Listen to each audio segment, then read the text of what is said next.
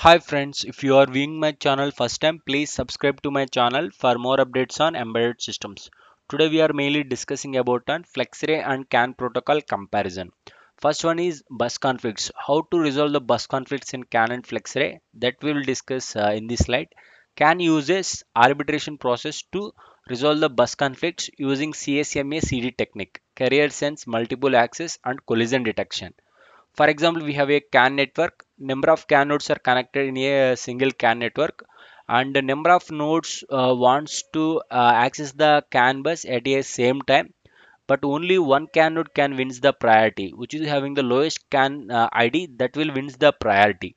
This is how we are resolving the bus conflicts in the CAN protocol.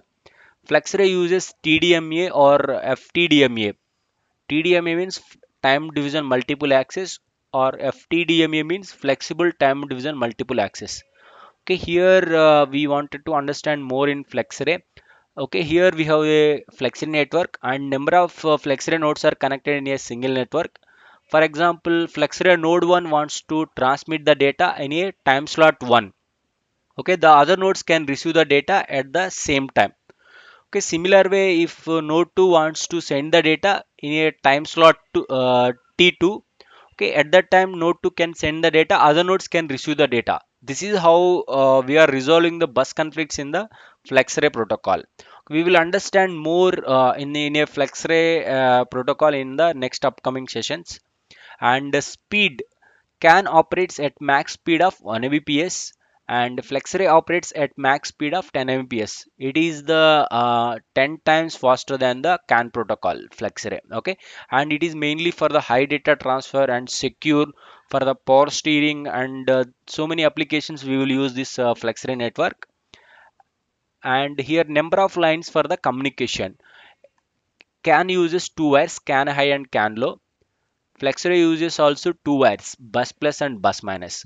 Here if you see the designing, here so many CAN nodes are connected in a single CAN network using the CAN high and CAN low pins and terminating with the resistor.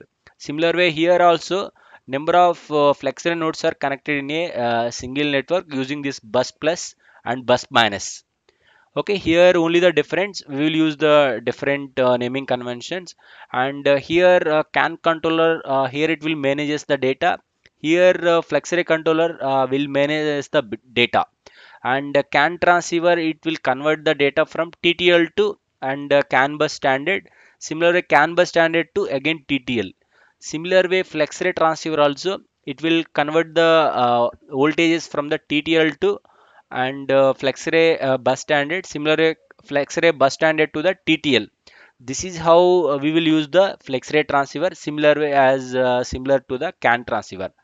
Okay, next here triggering, the type of triggering. For example, we will use the different types of triggering in the CAN and Flexray.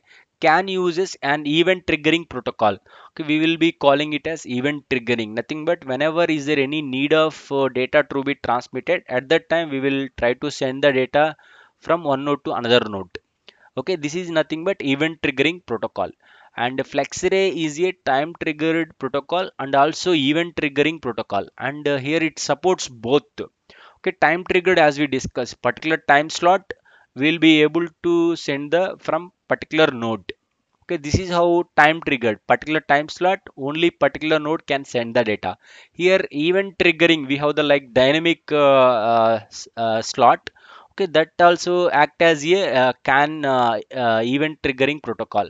Okay, here Flexray can support time triggering and also event triggering like in the CAN protocol. Okay, this will discuss more in the upcoming sessions, but here we have to understand like time triggered protocol and also it supports event triggered protocol, and both the protocols it can support. And here guaranteed latency, CAN makes the lowest priority message to wait. Okay, here the lowest message always should be wait until all the highest priority message should be transmitted. Okay, this is the, it will create the more delay whenever it is a low priority message. And Flexray has a guaranteed latency. Why? Because for example Flexray node 1 I am dedicating time slot 1. Okay, this is how we can design our own network, so we can have a, guaranteed delay. Okay, this is how we are achieving the guaranteed delay in the Flexray network. Okay, we can assign particular time slot to the particular node. That's why we can have this kind of facility. Next, data bytes. Only 8 bytes of data can be sent in CAN frame. 254 bytes of data can be sent in Flexray frame. Okay, here the number of bytes can be sent in the single frame is very more compared to the CAN protocol. Here 254 bytes of data can be sent in a single frame. And the bus terminating resistor, as we know, CAN uses 120 ohm termination resistor for the each bus. Similarly, Flexray uses 80 to 100 mega ohms. To avoid the reflections, EMC reflection, we will use this termination resistors. And the network topologies, as we know, CAN uses bus topology, and Flexray uses bus star mixed topologies. Here bus topology, we know one bus, and we can connect number of nodes in a single bus. Star, nothing but we have a one node and we can connect many nodes like in a star format. Mixed means we can have a star and bus, both the topologies. And Flexray can support three types of topologies: network topologies, but can support only bus, one type of bus topology. And the communication architecture, how the data exchange will be done in the each network. CAN uses multi-master communication network. Even Flexray is also like multi-master communication network. Okay, here any node can act as a can send the data and also receive the data, and it will manage the data, right? Okay, that's why we can call it as multi-master. Okay, next, noise elimination. How we are eliminating the noise in the CAN and Flexray. CAN and Flexray both uses differential voltage concept. Okay, mainly to detect the particular logic 0 as a logic 0.